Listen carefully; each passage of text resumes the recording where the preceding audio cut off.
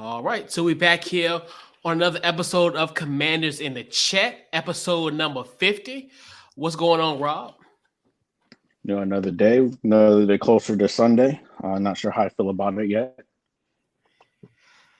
Yeah, a 1-3 start, and we got a tough one on this Sunday coming up. We got the Tennessee Titans coming in town, and of course, I think about the Tennessee Titans.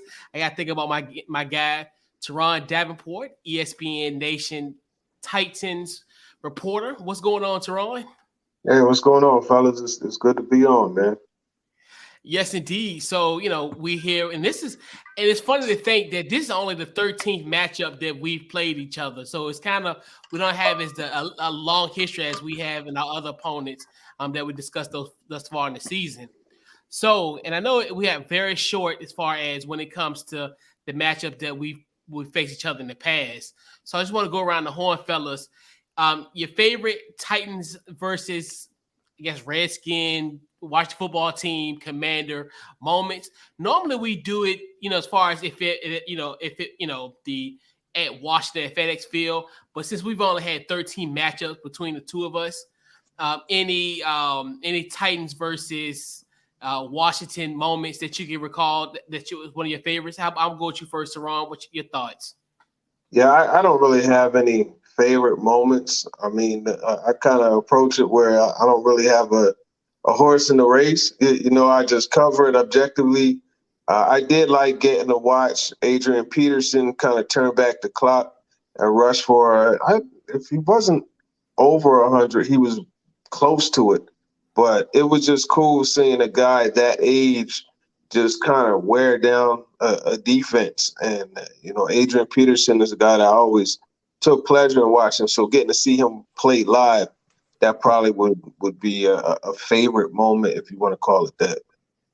Okay. What about you, Rob? Yeah, I don't really have a whole lot of favorite moments. Like you alluded to, we don't have a whole lot of history with this team. Most recent that I remember, obviously, is back in 2018 when, had a playoff spot on the line down to our 37th quarterback of the season. Jay Gruden had about 137 people on IR that year. I think the actual number was like 28, something like that. At the time was a record for most players on IR, which I think the Titans broke that record coincidentally last season. But it's just been a close game. I believe that was the Josh Johnson game. He came in and had us up late in the game with a playoff spot on the line and just couldn't finish it. It was a heartbreaking loss. I'm not a moral victory kind of person, but the fact that team fought the way they did and kept it close with, I think it was our fourth quarterback of the year. That was the year that Alex Smith went down, Colt McCoy went down, Mark Sanchez broke his leg, and then Josh Johnson was our fourth quarterback to finish out the year. But just the way that team fought, it was an overall good game. And, I think Derrick Henry did some damage, but that's probably most memorable in my head. Yeah. And it's funny. My moment actually almost 8 years to the day. October the 19th, 2014, the Titans came into FedEx. This is an interesting game because obviously Kirk Cousins got benched at halftime. The offense couldn't go nowhere. And I remember that game. And then Colt McCoy comes in, to replace Kirk Cousins. And then Cat Forbath hits a 22-yard field goal to beat the Titans 19-17. And it was funny because I was at like this outdoor festival and they had this big screen and, and actually watching on a big screen outside of a festival. And it was crazy. Like it was so many, like at the time, we were the Redskins and so many fans out there. We all was just excited. It was crazy. It almost felt like almost like a celebration in the streets, but it was such a great moment. And that was October 19th of 2014. So almost 8 years to the day. So it's been a while since we've had, especially how this season's going. So Turron, so this Titans team is, pretty much 2-2. Like we talked about earlier, obviously, we seen you on the sidelines last week. Great win in Indianapolis. So what are your thoughts on the Titans season thus far going into these the first 4 weeks of the season? Well, they know how to start the game, but they struggle to finish it. That's been the big issue. One of their losses, the Bills game, was just a complete catastrophe. So you kind of throw that one out, but you look at the other three. They started off quickly scoring. They scored on 4 consecutive opening drives. They're the first team to do that since the 2011 Patriots. But it's just after that halftime coming out, it's a different ball game. And they were 3-0 against the Giants in the very next series. Saquon Barkley rips off one for 68 yards, and a few plays later, he's in the end zone, and it's a closed game. It's not a 2-score game anymore, and all of a sudden, there's momentum. And I think that's the big problem. They're not playing complementary football in the second half. And over the last 2 weeks, they almost gave up 24-point leads in the second half. And you just can't do that and expect to win. Yeah, absolutely. So, and also this one, and we always know like these games come down to matchups. So, Turron, what's your thoughts on what's the matchup to watch in this Commanders versus Titans game on Sunday? Well, Washington's offensive line is just in shambles. And I know their right guard, I watched him get, he didn't hold his own against Dallas last week. So I'm looking at that, and I think they'll find ways to get Jeffrey Simmons matched up against him. And when they don't get Simmons matched up, I think they'll look at ways to get Danico Autry, who's one of the most underrated defensive linemen in the game. And they'll work like stunts and things to attack those guys on the interior, specifically the right guard. Yeah, absolutely. Rob, what's your matchup to watch in this matchup? Other than what Turron just said, obviously our offensive line has been in shambles last couple of weeks, giving up 9 sacks to the Eagles, and then I think it was 5 sacks last week. Other than that, I'm looking at our linebacking core, mostly our front seven, but especially that linebacking core against Derrick Henry. Derrick Henry being able to do, him doing what he's able to do. I think this is a game where he, I'm not saying records are going to be broken, but also would not be surprised if some records are broken. Montez Sweat hasn't really done much this season. He's been pretty irrelevant. Jonathan Allen and Deron Payne have been the 2 best players on our defensive line. I don't expect them to have a shutdown game because they really haven't this season. Our linebacking core has to step up, and will they be able to? I don't think so, just from what I've seen so far through 4 games. But I think that's going to be the biggest one. And then just a side note, obviously that defensive line against Carson Wentz specifically. Watching some of the film from last game, a lot of times where Carson Wentz did not have a bunch of time to throw. Anywhere from, I think the most he had on a rush where they got pressure was about 3 seconds. It doesn't really matter who you are, other than maybe the Brady's, Rodgers of the world, Josh Allen, mainly somebody who can move around in the pocket, which Carson Wentz, ever since that ACL tear in 2017, really hasn't been able to do, and actually seems scared to really move outside of the pocket, other than the occasional backpedal. So I really want to see what kind of scheme Scott Turner can come up with to give Carson Wentz the best opportunity to be successful in this game. Yeah. And it's one of those where it's like, the thing that we always talk about, Rob, is we always look at our pass defense. Like, as far as who are the 2 guys we always talk about, William Jackson III and Kendall Fuller. I'm just the matchup where this is where I'm curious is how can they take advantage of, obviously without Burks in the lineup for Tennessee. Obviously we got like Robert Woods. They do have some wide receivers there. What can they do in this situation? When we look at from personnel wise, this might be their best chance to take advantage in that secondary. But I say that in a positive tone. But knowing how the secondary is, you can't put them past nothing. So that's a matchup that I'm really like kind of necessarily is like looking for.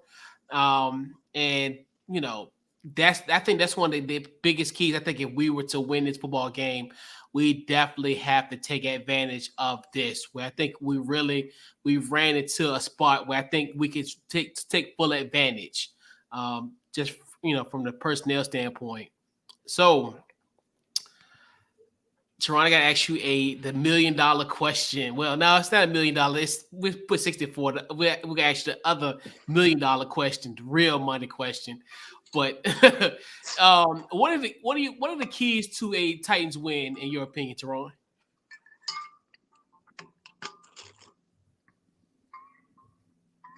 All right.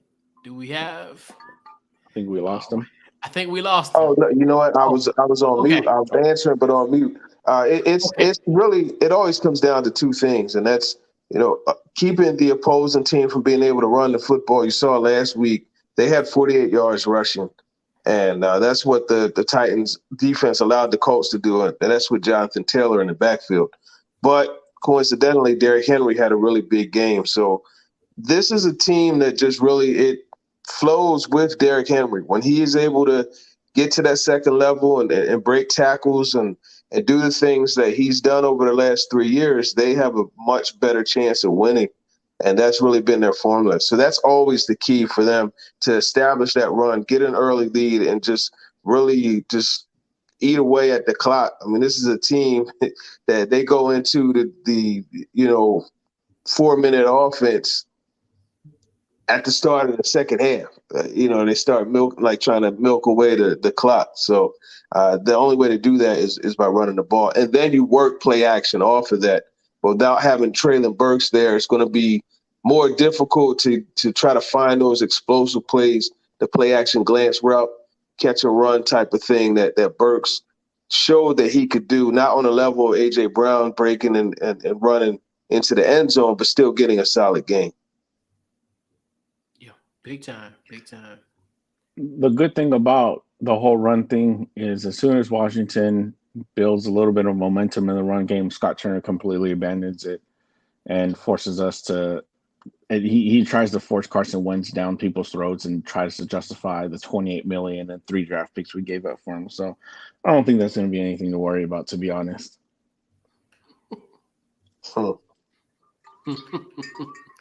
Hey. So we'll give our keys to a Commanders win. So Rob, I'll go with you first. What are your keys to this to a potential Commanders win? Slashing the Titans team bus tires at the hotel, so that way they can't get to the stadium and have to forfeit. It's gonna come down to. I don't even really know, because anything that they need to do, I haven't seen them be able to do it. They're going to have to stop Derrick Henry first and foremost. They haven't been able to stop the run all year. It's a short season so far. The first quarter is done, but they haven't been able to stop the run at all. So you can't even. And then if they do for some reason, let's say they are able to stop Derrick Henry, and then you sit there and say, force Ryan Tannehill to beat you. I mean, Jared Goff beat you 3 weeks ago or 2 weeks ago. So, I mean, if Jared Goff can do it, I don't see why Ryan Tannehill can't sling the ball, even without A.J. Brown. He's going to dice up the defense for Kendall, target Kendall Fuller, target William Jackson III. I don't see many keys to victory from what I've seen from this team. If they are able to stop the run, stopping the run, and then maybe switching up some personnel, getting St. Juice on the outside, putting Kendall Fuller back in, either a slaughter or move him to safety out there with Cam Curl, and trying to really mask the deficiencies of William Jackson III with whatever zone coverage Jack Del Rio can come up with. But even then, all he does is play zone, and he just runs zone schemes and still hasn't been able to really do much. Yeah. I think it's a few things. I think obviously they got to eliminate the big plays. And I think it's almost kind of one of the things where we talk about this week in and week out, eliminate the big plays, because obviously that's the one that gashes us. And like I said, this would be a game of a war of attrition where obviously Derrick Henry can run it down our throats. We're going to have the wherewithal and the stamina to keep up with that. Like you said, I think that he's someone I don't think we're going to necessarily be able to stop, but we can neutralize it, hopefully. Then also, I think for us, we got to run the football. And I think, obviously, like in the Dallas game, we have to run the football and stick with it. So I think what that happens, and then also Carson Wentz, he got to release that ball a little bit quicker.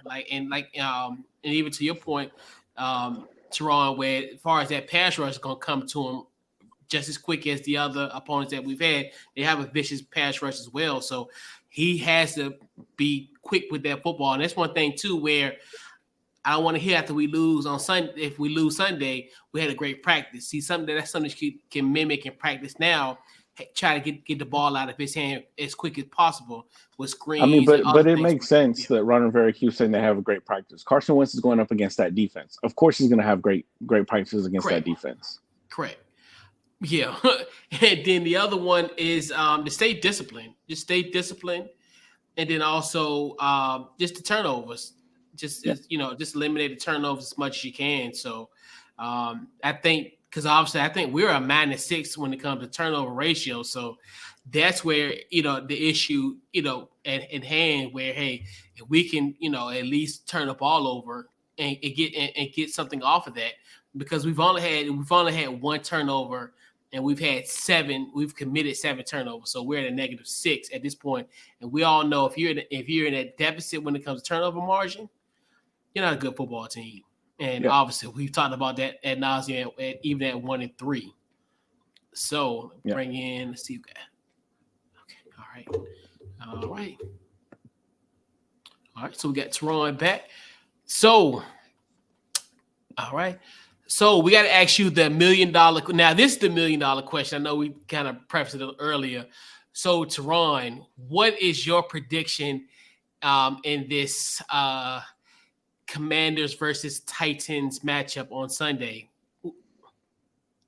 Well, I think the Titans score on the first drive once again, and that's something that has just been habitual for them this season.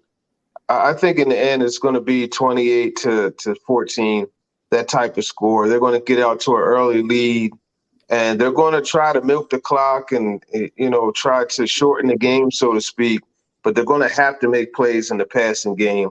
And I think this is a week where they finally scored in the second half. It's something they haven't done since the season opener. They've been outscored 64-7 in the second half this year. And this is going to be an opportunity for them to kind of work to balance that out. Yeah. Rob, what you got? I think the Titans are going to score often. I think there's only going to be maybe 1 or 2 drives where they're limited to a field goal. I think they're going to get off to a hot start. One thing about this Washington team is they have played better in the second half. Obviously, they didn't do much in Philadelphia, but you look at the first 2 games in Jacksonville, they played well pretty much the whole game. Second half, Carson Wentz threw for 2 touchdowns.